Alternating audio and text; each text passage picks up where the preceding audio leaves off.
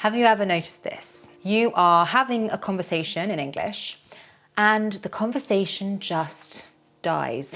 And it's not because you said anything wrong or made any mistakes. It's more because you don't know how to keep the conversation going. British conversation flows naturally, not always because we are confident or chatty, although we can be, but mostly conversation flows because we have a series of small language tricks. Things that we develop and learn instinctively, intuitively growing up here. Things that we do without even realizing, which can trip up those who haven't grown up in the UK. Welcome, because today I am going to show you what those are. And I have created a free cheat sheet summarizing all of this. Links in the description below. So if you find British conversations polite but difficult to keep flowing, this video is for you. Let's start with the first tip. We don't jump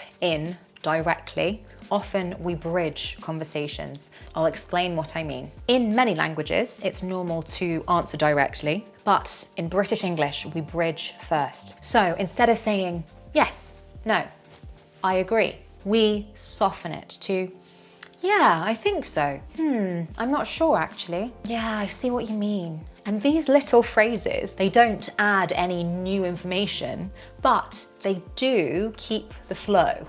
They keep the conversation going. They give the conversation somewhere to land, as it were. The second tip is that we keep the door open for the rest of the conversation. Again, I'll tell you what I mean. One big reason that conversations can feel awkward is because sometimes learners close their sentences too neatly. Listen to the difference. These are closed sentences. I work in marketing. I live near London. Closed sentences. Now, these are the same sentences, but open-ended. I work in marketing, actually. I live near London at the moment. Words or phrases like actually, to be honest, I suppose, at the moment, they are a signal saying, I could say more if you want, like a little prompt. And I know that difference is subtle, but it's a big difference. I work in marketing. I work in marketing, actually. It's an invitation, and British conversation relies on it quite a lot. The third tip, we react more than we speak.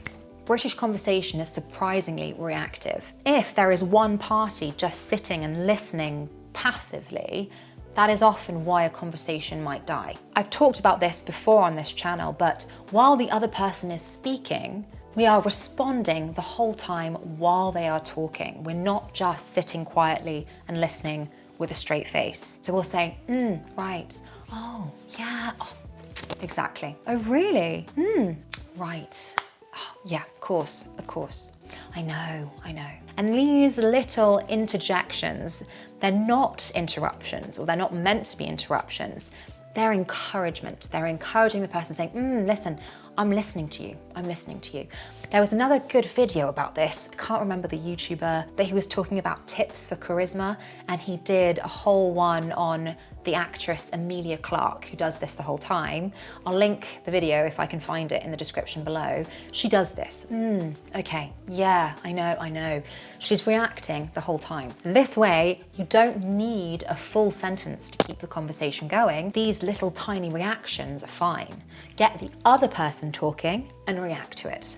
Oh, really? How interesting. Oh, wow. Tip 4, we sometimes use questions that aren't actual questions. So we don't ask these questions to get information, but to keep the conversation going. Things like, you know, or do you know what I mean? Or does that make sense? Right? In some ways, the speaker isn't checking your understanding always. Well, they are, but they're just checking they're still connected to you in the conversation. I cover expressions like this and more phrases in this video where I go over 25 expressions that we use all the time. In fact, there are 4 videos of them now. So if you want 100 phrases that British people use all the time, have a look at this playlist. And when this happens, when a British person says to you, if that makes sense, or, do you know what I mean? You don't need to answer properly. You can just nod or say, yeah, which ties into the last point about how we are constantly reacting. Now, If British conversation feels a bit slippery to you, a bit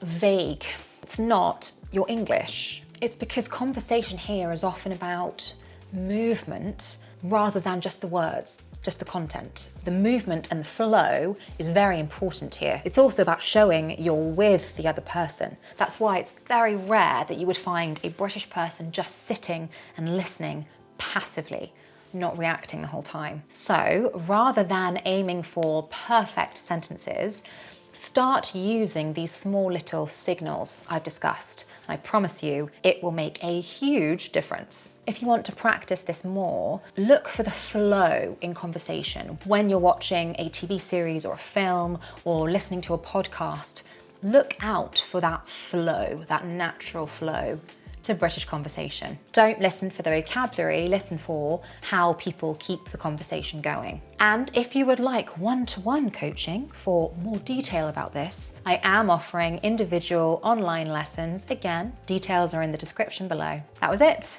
If you would like more videos like this, let me know in the comments. Don't forget your free PDF. And if this was useful, I have lots of videos about British communication and culture, so make sure you have a look at those on the channel as well. I will see you in the next one, hopefully. Bye.